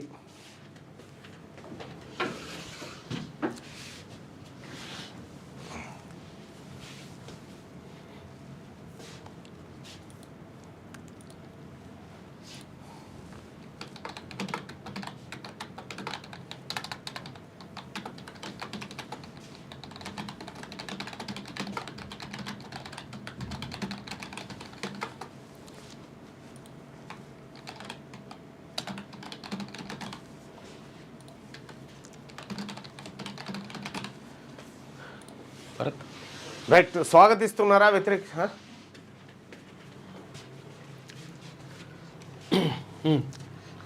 హెచ్సియు భూముల విషయంలో సుప్రీంకోర్టు నిర్ణయాన్ని స్వాగతిస్తున్నారా? స్వాగతిస్తున్నామనే వాళ్ళు ఇక్కడ, వ్యతిరేకిస్తున్నామనే వాళ్ళు ఇక్కడ మీ అభిప్రాయాన్ని తెలియజేయండి. అలాగే లైక్ బటన్ కూడా క్లిక్ చేయండి. ఇక హెచ్సియు విద్యార్థుల సంబరాలు, వర్షంలో తడుస్తూ చిందులు. సుప్రీంకోర్టు ఆదేశాలపై హర్షం వ్యక్తం చేసిరు విద్యార్థి సంఘాల నాయకులు. ఇక రాజ్యసభ ముందుకు వక్ సవరణ బిల్లు ప్రవేశపెట్టిన కేంద్ర మంత్రి కిరణ్ రిజిజు. దోపిడీ మోసాలను ఆపడమే వక్ బిల్ ఉద్దేశం. కేంద్ర వక్ బోర్డులో 10 మంది సభ్యులు, అందులో 2 మహిళలు అవకాశం ఉంటుందని వివరణ చేసింది. ఇక రాజ్యాంగంపై దాడి, వక్ సవరణ బిల్లుతో సమాజాన్ని విభజించే కుట్ర. బీజేపీ దేశాన్ని అగాధంలోకి తోసేస్తోంది, ఎంపీలందరూ కలిసి దీన్ని అడ్డుకోవాలి. కాంగ్రెస్ పార్లమెంటరీ పార్టీ సమావేశంలో సోనియా గాంధీ పిలుపు. తీర్పు రిజర్వ్. ఎమ్మెల్యేల ఫిరాయింపు కేసులో సుప్రీంకోర్టులో ముగిసిన వాదనలు. సీఎం వ్యాఖ్యలపై మరోసారి కోర్టు ఆగ్రహం. ఇక రీజనబుల్ టైం అంటే ఏంటని ప్రశ్న. 8 వారాల్లోగా తీర్పు వెలువరించాలని కోరిన పిటిషనర్ల తరఫు న్యాయవాది. రైట్గా ఇంకా కొలిక్కి రాలే. తెలంగాణ కేబినెట్ విస్తరణ మళ్లీ వాయిదా. పాత లిస్టును ఓకే చేయని రాహుల్ గాంధీ. కొత్త లిస్టును రెడీ చేయాలని ఆదేశాలు. మంత్రివర్గ విస్తరణలో ఇబ్బందులు ఉన్నాయి. తాజా విస్తరణలో మైనార్టీలకు బెర్తు ఖాయమన్న టీపీసీ చీఫ్. 2 బీసీలకు అవకాశం ఇవ్వాలని కోరినట్టుగా వెళ్ళి 2 బీసీలకి 4 బీసీలకు అడగలేదు. తప్పలేదు. ఇప్పుడు నువ్వు 2 అడిగినావు కానీ వాళ్ళు 6 కారు ఇవ్వాలి. చైనా ఆక్రమణలకు పాల్పడుతుంది. 4000 కిలోమీటర్ల భారత భూభాగాన్ని ఆక్రమించింది. ఆ భూమిని తిరిగి స్వాధీనం చేసుకోవాలి. చైనా నియంత్రణకు ఏ చర్యలు తీసుకుంటున్నారు? భారత్పై అమెరికా సుంకాలపై మోడీ స్పందించాలి. లోక్సభ ప్రతిపక్ష నేత రాహుల్ గాంధీ డిమాండ్ అంటూ 4000 చదరపు కిలోమీటర్లే కాదు, 36,000 చదరపు కిలోమీటర్లు ఆక్రమించింది చైనా. మోడీ కుయిక్కుమనడిగా దాని మీద, ఎందుకంటే దాంతో పోరాడే సత్తా ఉండదుగా. ఏమైనా ఉంటే గివే బుడ్డబుడ్డోళ్ళతో పంచాది. అరుణాచల్ ప్రదేశ్ కూడా మాదే అంటుంది, అదో పరిసరం. రెడీగా కంచగచ్చిబౌలి భూములు కొనొద్దు, అక్కడ ఇంచు భూమి కొన్నా నష్టపోతారు. తాము అధికారంలోకి వచ్చాక భూములు వెనక్కి తీసుకుంటాం, ఇది కేసీఆర్ నిర్ణయం. BRS working president KTR. America సుంకాలను పరిశీలిస్తున్నాం. భారత్ ఉత్పత్తులపై 27% అదనపు సుంకం. పారిశ్రామిక వర్గాలు ఎగుమతిదారుల్లో చర్చిస్తాం. అయితే కేంద్ర వాణిజ్య పరిశ్రమల మంత్రిత్వ శాఖ ప్రకటన విడుదల చేసింది. రెడ్డిగా అల్లకల్లోలం. రాష్ట్రంలో అకాల వర్షాలు. హైదరాబాద్తో పాటు పలు జిల్లాల్లో భారీ వర్షాలు. ఊడిపడ్డ చార్మినార్ పెచ్చులు. నాగర్ కర్నూలులో పిడుగుపాటుతో కూలీలు 2 మృతి. యాదాద్రి జిల్లాలో అకాల వర్ష బీభత్సం. కూలిన ఇల్లు, విరిగిపడ్డ చెట్లు. పలు జిల్లాలకు ఆరెంజ్ అలర్ట్ జారీ చేసిరట. రాష్ట్రంలో కొద్ది రోజులుగా ఎండలు దంచి కొడుతున్నాయి. ఈ తరుణంలో ఒక్కసారిగా వాతావరణం చల్లబడింది. గురువారం తెలంగాణలోని పలు జిల్లాలో ఉరుములు మెరుపులతో కూడిన వానలు పడ్డాయి. హైదరాబాద్, కరీంనగర్, కొమరంభీం, ఆసిఫాబాద్, సంగారెడ్డి, వికారాబాద్, నల్గొండ జిల్లాలో వర్షాలు కురిశాయి. ఈ అకాల వర్షాల కారణంగా మామిడి రైతులు నష్టపోయారు. ఈదురుగాలుల కారణంగా పలు జిల్లాల్లో మామిడికాయలు నేలరాలాయి. ఈ క్రమంలో రాష్ట్రంలోని పలు జిల్లాలకు వాతావరణ శాఖ ఆరెంజ్ అలర్ట్ జారీ చేసింది. ఇక థాయిలాండ్ ప్రధానితో మోడీ భేటీ. కీలక అంశాలపై డిస్కషన్. వ్యూహాత్మక భాగస్వామ్యానికి నిర్ణయం అంటూ ఒక వార్తను చూస్తున్నాం. ఇవాళ రేపు కూడా వానలు ఇవాళ రేపు 2 రోజులు ఉన్నాయట. తస్మాత్ జాగ్రత్త. ఒకసారి పల్లవి. ఇంకా మోడీకి థాయ్ ప్రధాని స్పెషల్ గిఫ్ట్ ఇచ్చిందట. థాయిలాండ్లో పర్యటిస్తున్న ప్రధాని మోడీ థాయ్ ప్రధాని షినవ్రతతో శినవ్రతతో ద్వైపాక్షిక సమావేశం. ఈ సందర్భంగా మోడీకి తిపిటక గ్రంథం గ్రంథం అంట, అక్కడ తిపిటక ఉంది. ఆయన చదవగలుగుతాడు. వక్ఫ్ బిల్లుపై రాజ్యసభలో చర్చ. హైదరాబాద్లో దంచి కొట్టిన వాన, పలు ప్రాంతాల్లో భారీ వర్షం, రోడ్లపై నిలిచిన నీరు, పొంగి పొర్లిన నాలాలు, ట్రాఫిక్ జామ్తో ఇబ్బంది పడ్డ వాహనదారులు, ఖైరతాబాద్లో కారుపై కూలిన చెట్టు, సెక్రటేరియట్ ముందు చెరువును తలపించిన రోడ్లు, అధికారులు అప్రమత్తంగా ఉండాలన్న సీఎం రేవంత్, చార్మినార్ వద్ద ఓ మినార్ నుంచి ఊడిపడ్డ పెచ్చులు, రాష్ట్ర వ్యాప్తంగా పలు జిల్లాల్లో వానలు, ఆరెంజ్ అలర్ట్ జారీ, నాగర్ కర్నూలు జిల్లాలో విషాదం, పిడుగుపడి 2 మృతి, మరో 4 రోజులు వర్షాలు, హైదరాబాద్ వాతావరణ శాఖ.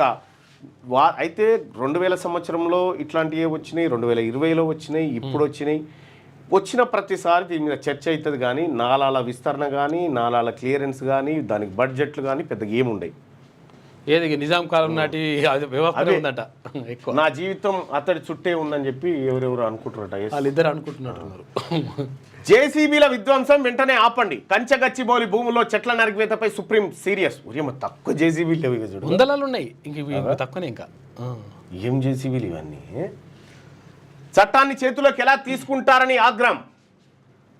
ఇది చాలా తీవ్రమైన అంశమన్న జస్టిస్ గవాయ్ ధర్మాసనం. అత్యవసరంగా చెట్లు నరకాల్సిన అవసరం ఏంటి?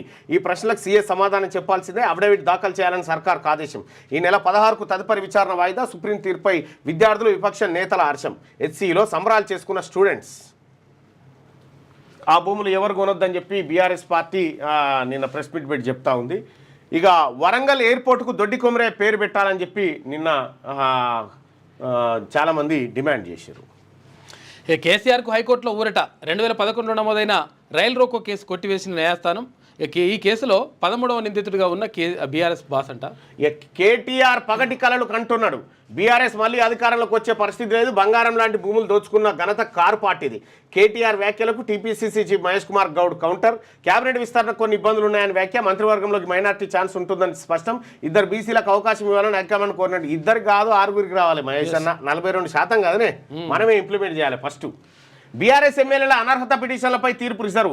సుప్రీంకోర్టులో ముగిసిన విచారణ. రీజనబుల్ టైం ఏంటో చెప్పాలని మరోసారి న్యాయస్థానం ప్రశ్న. 6 నెలల సమయం కావాలన్న స్పీకర్ న్యాయవాది. ఇప్పటికే 14 నెలల టైం వృధా అయిందంటూ కోర్టు అసహనం. అసెంబ్లీలో రేవంత్ మాటలను ప్రస్తావించిన బీఆర్ఎస్ తరఫు అడ్వకేట్. సీఎం స్వయ నియంత్రణ పాటించలేరా అంటూ ధర్మాసనం ఆగ్రహం. రేవంత్ మాటలు కోర్టు ధిక్కారం కింద తీసుకుంటామంటూ వార్నింగ్. 8 వారాల్లోగా తీర్పు వెల్లడించే అవకాశం ఉందట. ఇక మేడ్చల్ నాగర్ కర్నూలు కలెక్టరేట్కు బాంబు బెదిరింపట. డాగ్ స్క్వాడ్తో తనిఖీలు చేసిండ్రు. ఫేక్ మెసేజ్లుగా తేల్చిన పోలీసులు. గట్టిగా యాచారంలో ఫార్మా రగడ. భూ సర్వే కోసం వెళ్ళిన అధికారులను అడ్డుకున్న రైతులు. కోర్టు స్టే ఉండగా పట్టా భూముల్లో ఎలా సర్వే చేస్తారని నిలదీత. ప్లాట్లు ఇస్తామని నేటి వరకు ఇవ్వలేదు. హామీలు నెరవేర్చాకే భూములు తీసుకోవాలని ఆఫీసర్లతో వాగ్వాదం. రైతుల అరెస్టుతో గ్రామంలో ఉద్రిక్త వాతావరణం నెలకొంది. ఫార్మా భూములకు సంబంధించినటువంటి వ్యవహారంలో వార్తలు చూద్దాం. సన్ రైజర్స్ పరాజయాల హ్యాట్రిక్. బ్యాటర్ల వైఫల్యంతో కోల్కతా నైట్ రైడర్స్ చేతిలో ఓడిన హైదరాబాద్ అంటూ వెరీ గుడ్. అంతా చెప్పేస్తున్నారా? ఏఐకి వ్యక్తిగత వివరాలు ఇవ్వడం ఎప్పటికైనా ప్రమాదమైనట్టు, జాగ్రత్తగా ఉండండి. ఇదో పరిచయం రోబోను పెంచుకున్నట్టే. చైనా ఆధీనంలో 4000 చదరపు కిలోమీటర్లు అని చెప్పి రాహుల్ గాంధీ గారు లోక్సభలో విపక్ష నేత ఆరోపించింది. ఇక టీచర్ల నియామకాలు రద్దు. పశ్చిమ బెంగాల్లో 2016 నుంచి పనిచేస్తున్న 25,000 మంది ఉపాధ్యాయులు, సిబ్బంది నియామకాలు సుప్రీంకోర్టు రద్దు చేసిందట. వ్యూహాత్మక భాగస్వామ్యం వైపు ఇండో పసిఫిక్ ప్రాంతంలో న్యాయబద్ధమైన స్వేచ్ఛాయుత విధానాలకు కట్టుబడి ఉంటాం అని భారత్, థాయిలాండ్ ప్రకటించాయి. ఇక ఆన్లైన్లో జడ్జిల ఆస్తుల వివరాలు. సుప్రీంకోర్టు న్యాయమూర్తులు కీలక నిర్ణయం తీసుకున్నారు. స్థిర చరాస్తుల వివరాలను సుప్రీం వెబ్సైట్లో అప్లోడ్ చేయబోతా ఉన్నారట. మంచి పని ఇది. అవును, మంచిగా ఉంటుంది. ప్రపంచవ్యాప్తంగా స్టాక్ మార్కెట్లో సుంకాల సునామీ. ట్రంప్ టారిఫ్ల దెబ్బ కుదేలైన స్టాక్ మార్కెట్లు. ఆసియా, యూరోప్ మార్కెట్లన్నీ భారీ పతనం. ఇక వాటికన్నా తక్కువ నష్టంతోనే భారత మార్కెట్లు. మన ఆటో, టెక్స్టైల్, జ్యువెలరీ రంగాలపై తీవ్ర ప్రభావం. ఫార్మా, ఎనర్జీ రంగాలకు మినహాయింపు. నా ఆపరేషన్ సక్సెస్ అని చెప్పి ట్రంప్ చెప్తున్నటువంటి చేస్తున్నాడు. ఇక పనులు ఆపేయండి. కంచగచ్చిబౌలి భూముల వ్యవహారంలో సుప్రీం స్టే. కేసును సుమోటోగా తీసుకున్న ధర్మాసనం.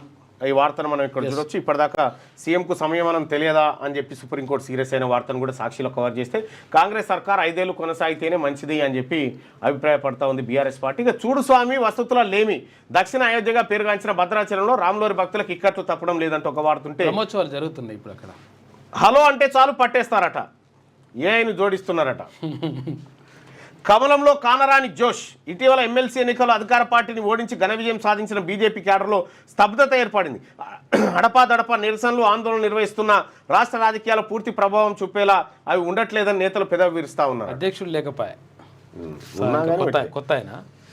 వక్ఫ్ బిల్లుకు ఆ పార్లమెంట్ ఆమోదం. రాజ్యసభలోనూ గట్టెక్కిన ఉమేద్. మూజ్వాని ఓటుతో ఆమోదించిన సభ బిల్లు రాజ్యాంగ విరుద్ధమన్న విపక్షాలు. ముస్లింల హక్కులను ఎవరు లాక్కోరు, విపక్షాల ఈ కుట్రపూరిత ఆరోపణలని చెప్పి రిజిజు. యథేచ్ఛగా వక్ఫ్ భూముల దుర్వినియోగం, దానికి అడ్డుకట్ట వేసేందుకే బిల్లు అని చెప్పి నడ్డా.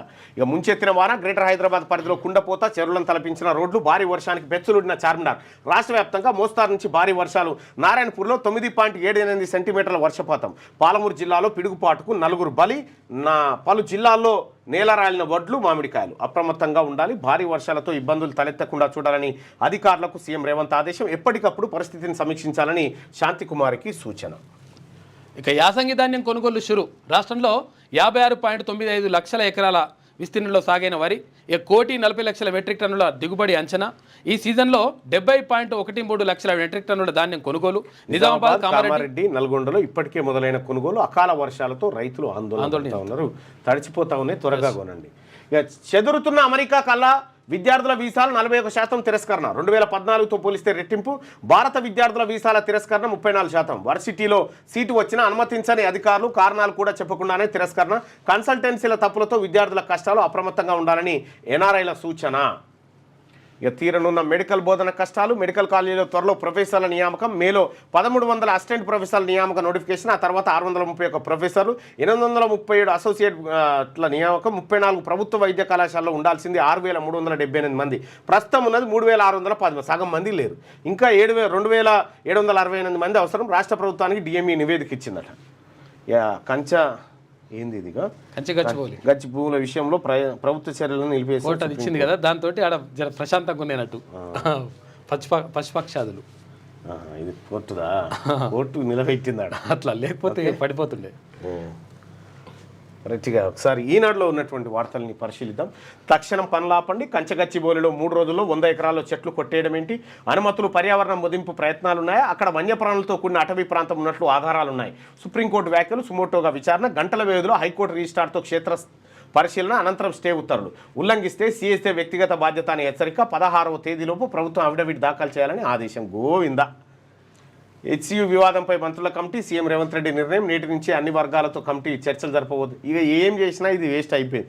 ఫస్ట్ చేయాల్సిన పని, మరి మీకు అడ్వైజ్ ఎవరు చేస్తారో తెలియదు కానీ మీరు చేయాల్సిన పని ఉల్టా చేసుకుంటూ వస్తూ ఉన్నారు కాబట్టి ఎదురు దెబ్బలు.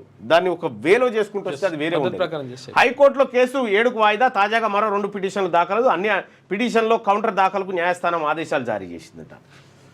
ఇక వక్ఫ్ బిల్లుకు రాజ్యసభ పచ్చ జెండా. అర్ధరాత్రి దాటే వరకు వాడివేడి చర్చ. సదుద్దేశంతోనే రూపొందించామన్న ప్రభుత్వం. ముస్లింల హక్కులను హరిస్తుందని ధ్వజమెత్తిన విపక్షాలు. సవరణల వారీగా ఓటింగ్ ఇక రాష్ట్రపతి ముందుకు వెళ్తా ఉంది. రాజ్యసభలో అనుకూలంగా 128 మంది ఓటేస్తే వ్యతిరేకంగా 95 మంది వక్ఫ్ బోర్డు బిల్లుకు వ్యతిరేకంగా ఓటేశారు. సుప్రీంకోర్టు న్యాయమూర్తులు ఆస్తులు ఇక బహిరంగం. న్యాయస్థానం వెబ్సైట్లో త్వరలో వివరాలు వెల్లడి.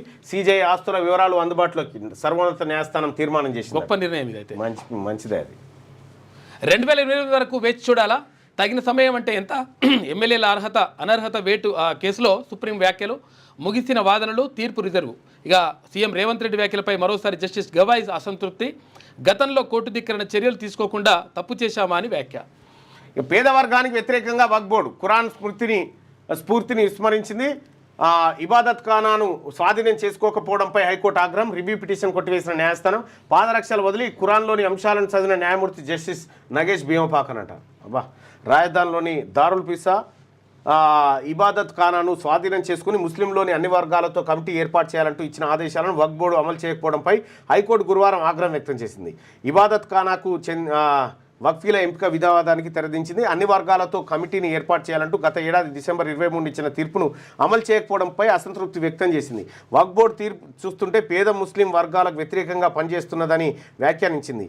ఇబాదత్ ఖానాను స్వాధీనం చేసుకొని షియా, ఇమామియా, అషారీ, అక్బరీ, ఉసూలీలు అందరికీ సమాన ప్రాతినిధ్యం కల్పిస్తూ నిర్వహణ కమిటీని ఏర్పాటు చేయాలంటూ ఇచ్చిన తీర్పును పునఃసమీక్షించాలంటూ గత కమిటీ సభ్యులు ఒకరైన మీర్ హస్నైన్ అలీ ఖాన్ పిటిషన్ దాఖలు చేశారు. దీనిపై జస్టిస్ నగేష్ భీమపాక విచారణ చేపట్టి పిటిషనర్తో పాటు వక్ఫ్ బోర్డు తీర్పుపై అసంతృప్తి వ్యక్తం చేస్తూ తీర్పు వెలువరించారు.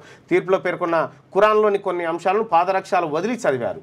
ఒకరి ఆస్తిని అక్రమంగా పొందేందుకు ప్రయత్నించరాదని ప్రభుత్వ అధికారులకు ముడుపులు ఇచ్చి చేసిరట. సో ఇదొక చాలా కీలకమైంది. అయితే ఈ వక్ఫ్ బోర్డు బిల్లు విషయంలో ముస్లింలు అందరూ వ్యతిరేకిస్తలేరు. షియాలు, ఆ తర్వాత ఇంకో వర్గం సమర్థిస్తూ ఉంది. అవును. అతలాకుతలం రాష్ట్ర వ్యాప్తంగా దంచికొట్టిన వాన వేర్వేరు ఘటనలో 5గురు మృతి. హైదరాబాద్లో వాగులుగా మారిన రహదారులు, అధికార యంత్రాంగం అప్రమత్తంగా ఉండాలన్న ముఖ్యమంత్రి రేవంత్ రెడ్డి. ఖైరతాబాద్ బంజారాయిల్స్ ప్రధాన రహదారి కూడల్లో వరద నీటితో నిలిచిపోయిన వాహనాలను మనకు యాదాద్రి భువనగిరి జిల్లా తుర్కపల్లి మండలంలో నేల రాలిన మామిడికాయలంటూ ఒక వార్తను చూస్తూ ఉన్నాం. ఇక ప్రమాదంలో అమెరికన్ వర్సిటీల స్వేచ్ఛ, ఆ దేశంలో రాష్ట్రాల ప్రభావాన్ని తగ్గించేందుకే విద్యా విభాగం రద్దు. ట్రంప్ విధానాలతో నష్టాలు అపారం, పలు వ్యవస్థల మౌలిక సూత్రాలపై ఆయన దాడి చేస్తున్నారు. ఉన్నత విద్యా ఉద్యోగాల కోసం అమెరికా వచ్చే వారిపై తీవ్ర ప్రభావం, వివిధ దేశాలను దారికి తెచ్చుకునే వ్యూహంలో భాగమే సుంకాలు. ఈనాడు ఇంటర్వ్యూలో ఆర్థికవేత్త సంజయ్. ఇక ఎవరిని వదలని ట్రంప్, పేద నుంచి పెద్ద దేశాల దాకా సుంకాలపై వాణిజ్య యుద్ధానికి తెరలేపిన అమెరికా భారత్పై 26%, చైనాపై 34%, మనపై 27% అదనంగా పడవచ్చని అంచనా. ఆర్థిక వ్యవస్థకు దెబ్బని ప్రపంచ దేశాలు ధ్వజం ఎత్తా ఉన్నాయి. ఇవి ఈనాడులో ఉన్నటువంటి వార్తలు. ఇక ఏమే వీళ్ళు ఎవరు వీళ్ళు హెచ్సి స్టూడెంట్స్ యూనివర్సిటీలో ఆగింది బుల్డోజర్ ప్రయాణం, ఫార్మాసిటీలో మొదలైందట. ఈ ఆగి అటుపోయిందట. మంచిగా రాసుకొచ్చింది. కూల్చుడుపై తొందరైంది, కంచగచ్చిబోల్లో కూల్చివేతలను తక్షణమే ఆపండి. హెచ్సిపై కాంగ్రెస్ సర్కార్కు సుప్రీంకోర్టు ఆదేశం. ఉల్లంఘనలకు ప్రభుత్వ ప్రధాన కార్యదర్శి బాధ్యత అంటూ ఇక్కడ భూములపైన ఆ భూమిని కొంటే అంతే సంగతి అని చెప్పి కేటీ రామారావు గారు. రైతు ఆత్మహత్యపై కమిటీ వేసే తీరిక లేదా, సర్కార్ వైఖరిపై హైకోర్టు అసంతృప్తి, సిఎస్ జిల్లా కలెక్టర్ నోటీసులు, విచారణ 6 వారాలకు వాయిదా వేసిందంటూ దీంట్లో ఈ విజయాన్ని తమ ఖాతాలో వేసుకొని బుల్డోజర్లను నడుదోలింది. అట్లా చేస్తుంది. సీఎంను వదిలి తప్పు చేసినామా, గతంలో మందలించిన తీర్మానదా, రేవంత్ వైఖరిపై సుప్రీంకోర్టు ఆగ్రహం. సరైన సమయం అంటే 2028 వరకు. రాజ్యాంగం అపహాస్యం అవుతుంటే న్యాయస్థానాలు చూస్తూ ఊరుకోవాలా, 4 ఏళ్లు నిర్ణయం తీసుకోకుంటే ఎట్లా. ఫిరాయింపుల కేసులో కీలక వ్యాఖ్యలు, ముగిసిన వాదనలు, తీర్పు వాయిదా. ఇక కొనేది సగం వడ్లే, రైతులపై రేవంత్ సర్కార్ మరో పిడుగు. యాసంగి దిగుబడిలో సగానికే ప్రణాళిక, ఉత్పత్తి 1.37 లక్షల టన్నులుగా అంచనా, 70 లక్షల టన్నుల కొనుగోలుకి నిర్ణయం. అందుకే కొనుగోలులో కావాలనే జాప్యం, మార్గదర్శకాలు జారీ చేసిన ప్రభుత్వం అట. ఇంకా స్టార్ట్ అయ్యలేదు కదా. ఇట్లా కేబినెట్ కూర్పు, పూటకో మార్పు, విస్తరణపై కాంగ్రెస్ పార్టీలో అనూహ్య పరిణామాలు, సామాజిక సమీకరణలకు ప్రాధాన్యం ఇవ్వకపోవడంపై రాహుల్ అసంతృప్తి, బీసీ వర్గానికి 2 సీట్లు ఇచ్చే ప్రతిపాదన తెరపైకి, ముస్లింలకు పదవి ఇవ్వాల్సిందని ఏఐసిసి సూచన అంటూ ఒక వార్త. మీ బీసీలకు 42% ఇస్తేనే ఇచ్చినట్లు లెక్క. ఇక మిగతా మీరు ఏం చెప్పినా ఒట్టిదే. ఇక మీరు గిదే అమలు చేయని వాళ్ళు గదేం చేస్తారు రేపు పొద్దుగాల. పోరాటం చేసిన అంతా ఒట్టిదే. దయచేసి మార్నింగ్ న్యూస్ చూస్తున్నటువంటి మిత్రులారా లైక్ చేయండి. అలాగే హెచ్సియు భూములకు సంబంధించి ఎలాంటి వివాదం ఉంది, అసలు హెచ్సియు భూముల వ్యవహారంలో ఏం జరిగింది అనేది కంప్లీట్గా మీకు ఒక ప్రత్యేక వీడియోని మన సుదర్శన్ అన్న అందించిండు. ఆ వీడియో హెచ్సియు భూములకు సంబంధించినటువంటి ఒక సపరేట్ వీడియో, అసలు ఏం జరిగింది అనేది ఒక 15 నిమిషాల వీడియోని మీకు సుదర్శన్ అన్న separate. HCU land controversy exposed, ఐటీఆ బార్, ecological disaster, what's reality happening అని చెప్పి నిన్న సుదర్శన్ అన్న చేసినటువంటి వీడియో మీకు ఇక్కడ అందుబాటులో ఉంది, చూడొచ్చు. Thank you so much. ఒకసారి పోల్ చూద్దాం.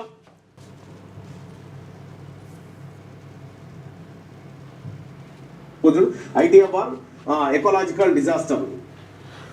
రైట్గా హెచ్సియు భూముల విషయంలో సుప్రీం నిర్ణయాన్ని స్వాగతిస్తున్నారా?